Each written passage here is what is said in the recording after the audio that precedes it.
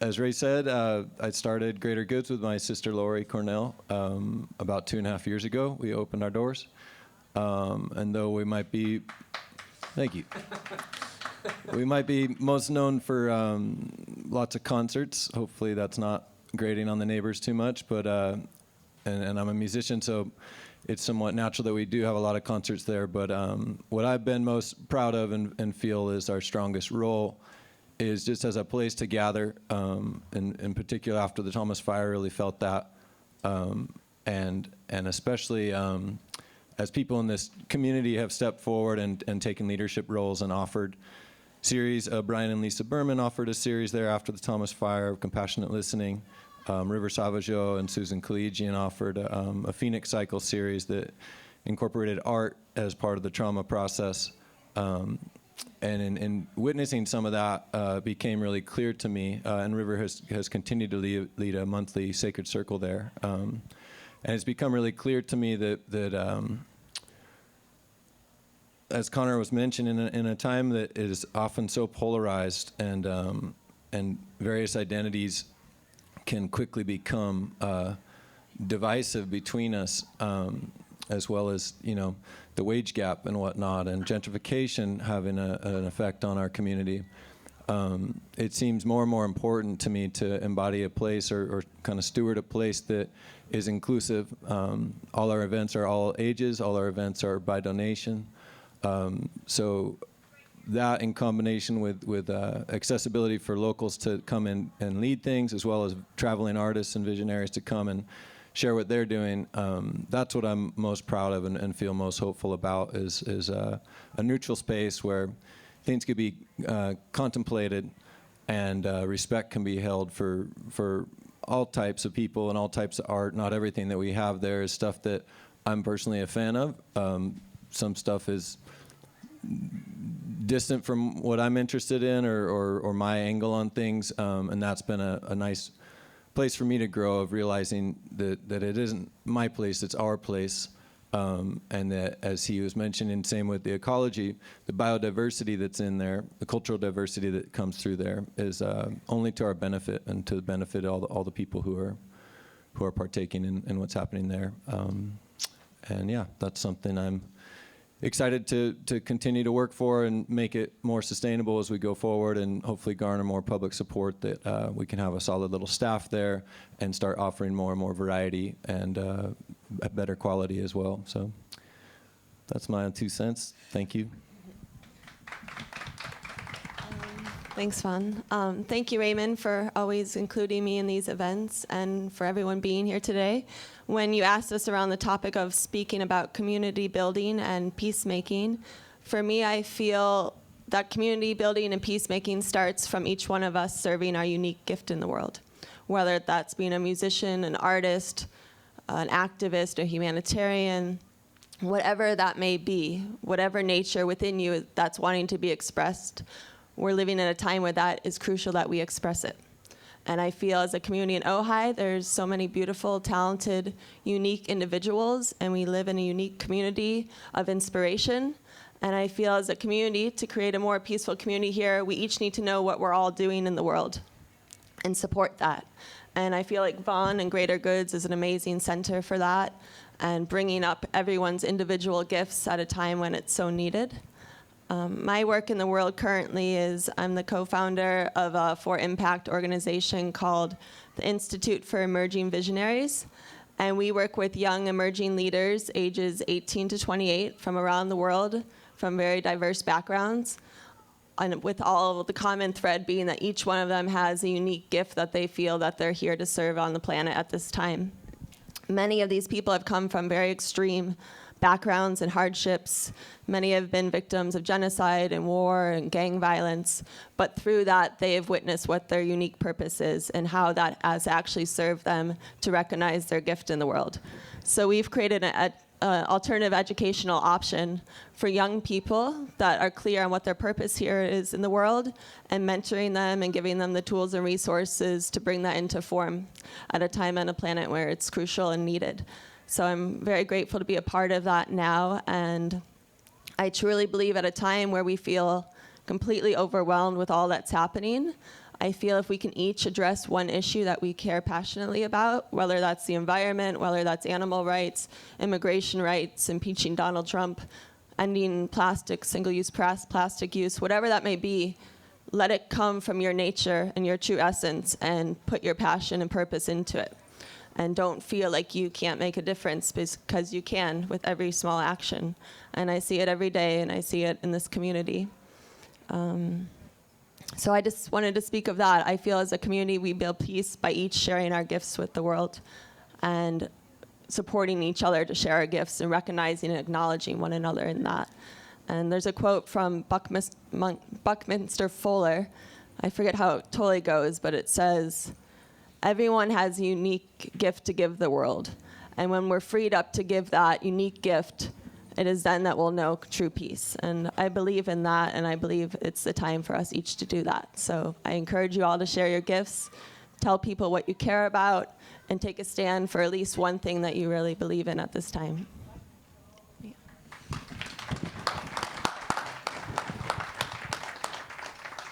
Thanks for coming out.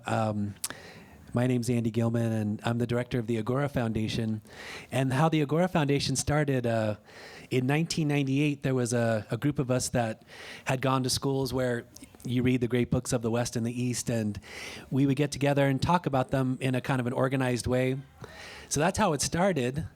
And in about 2005, just as something on the side, not a big deal, but all these teachers were coming and they said, "We're using this in our classrooms and we're so excited about what you guys are doing. We wish you could write grants to come to our schools and teach our entire faculty how to have a seminar approach and how to use these texts." And so we incorporated, became a nonprofit in 2006, and we've been doing great book seminars ever since then, and hope some of you have gone to them.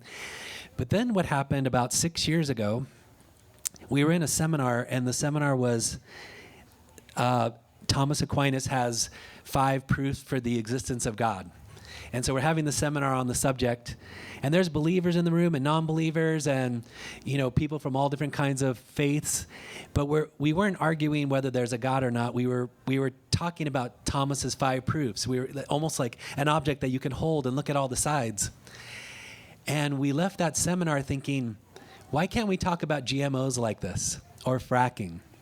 Because you bring up fracking and people are so passionate, and then you're on Facebook and you don't know what to believe. So you read a story about something that seems almost impossible, but yet you want to trust the source and all that kind of stuff. So we thought, let's embark on another part of this endeavor, and that is to get all the sides represented on a stage for complicated and controversial subjects. So 5 years ago, we had a panel on GMOs, and this was the first panel, and we really learned. We sort of took advice from other people without actually vetting the people carefully enough. And so the person who was the pro-GMO scientist was very, very articulate. And the person that we thought was in the middle turned out to be more pro than against. And then the person who was against, who is a great guy, he wanted to talk about Monsanto, so more like the business of GMOs and not are they good for you or not. Exactly. So we left there, everybody thinking, oh, the Ojai Chautauqua, which is what this endeavor is called, the Ojai Chautauqua is pro-GMO. No, we had to do about 5 more events before we got over that wrong impression. But what we do is we take a subject like, for example, fracking, and we'll say on the stage we have an oil guy, maybe 2, an environmentalist, a geologist, a politician, and they have a moderated conversation. And we get as many people, as many facts as we can accumulate and have a great conversation. So that to me is what community building is from our perspective, is hearing all the sides, as Vaughn said, but secondly, getting as much factual information out so we can have a good conversation about it. And they're almost always nuanced, right? There's not an answer. But we usually find that the sides that are opposing, they're not as opposed as we thought. So that's what we're up to. Thanks.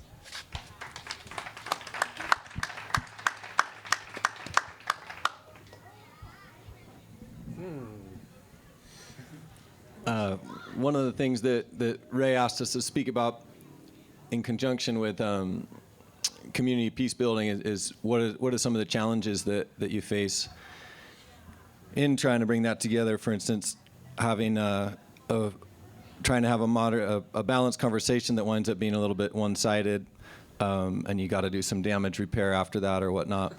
I know for myself at Greater Goods, and I couldn't help but notice a little bit of it flare up here earlier. We don't do a very good job of looking after folks with mental illness, which often is mixed with drug abuse here in America. One of many of our issues that's sort of a sad reflection of the what I feel is sort of the root of it is this disconnection. Connor was mentioning that earlier. And it's easy to vilify somebody and say that person's evil, or that person's a right-wing nut or a neoliberal nut, or all these identities that we can aim and shoot. And in doing that, we push them further away. We push ourselves further away. And I know for myself that's been something that's a real challenge. You feel strong about something and you want to assert your opinion. It is your truth, and you want to speak that truth. But how do we speak that truth without pushing our neighbor away? How do we hold space, kind of negative capability of like not drawing a conclusion, not making a judgment, but just allowing that person to share what they're sharing? If it's disrupting the group, there's a time and a place for, cordially getting that person out of the room to stop the disruption. But on a deeper level, how do we still include that person the next day, and how do we walk the line between preserving safety and flow for the group without further ostracizing somebody who's clearly hurt and feels separate? Even if that person's Donald Trump or the Koch brothers or whoever is the easy target, these people are making choices they're making because they're, I believe, separated from their Mother Earth. They probably have a poor relationship with their mother and father. They don't have the close friends that many of us are lucky to have. They don't have a village sense in their community. And so we have to, I think, remember to see the roots of these problems as not so simple. They're very complicated, and they go back many generations oftentimes. And they might appear in this moment as this person as an ideologue or a mentally unstable drug addict on our street. But to have compassion for all the beings that are out there, and even business people making decisions that we think are crazy and only in their self-interest, of course, but there's many reasons for that. So something that I feel is important in community peace building is holding space for other people and having that compassion. Pass it down to you guys to share your thoughts on some of that. I just to follow up, it seems to me that part of what you're saying is actually listening to what the other person is saying before you're formulating your response. And so that's what we try to do so much, even at Greater Goods. The events that we do there is that the other person's speaking about either it's a text or an idea, and you really kind of close your response for a second to really hear what they're saying. And then when someone disagrees with you, they might not be stupid or evil or uninformed. They might actually have views that you haven't considered. And that to me is what's so amazing about creating a space that intelligent conversation can happen, but in general, goodwill, where you could have multiple views in the same place. So I think that's hugely important. I would say in general, for all nonprofits, it's an issue of time and money. So for example, I don't know if you check your news every day, I do, but I look at the news and I see a story from a source that confirms what I usually already believe, right? It's a paper that I sort of like or subscribe to, and it says things that, again, that I already believe. So it's something that's called confirmation bias. So you're on, again, Facebook, you like things that are like you. Right? And so you start getting all this news and you think, oh yeah, this is terrible. This is really, really bad. But it takes time to say, well, what is the other side? How are they responding to the story? So if you were to look at, let's say, 5 or 6 different news outlets reporting on the same story, and you realize there's a big conversation happening, and I've just been being fed the same one that already confirms what I'm up to. So again, that's the time part. And then for all nonprofits, we're always scrambling for grants and donors to help us build that space. So that will be my plug for your contribution in your own valley. Your own charitable contribution can make a huge difference for all of the foundations that are here and all of that. So I support that very much. I just wanted to play off what Vaughn was saying. I think it's important at this time that we have those deeper dialogues on what are the actual wounds, because all the separation happening in the world is coming from a much deeper wounded place that we're not addressing. So I want to create spaces and environments for people all over the world to share what those wounds are, so that those dialogues are filled with truth and honesty, and that we can really start building those bridges from that space. And I think that's what's needed more than ever right now. So thank you, Vaughn, for creating those spaces in this community. And may we all do that on a daily basis.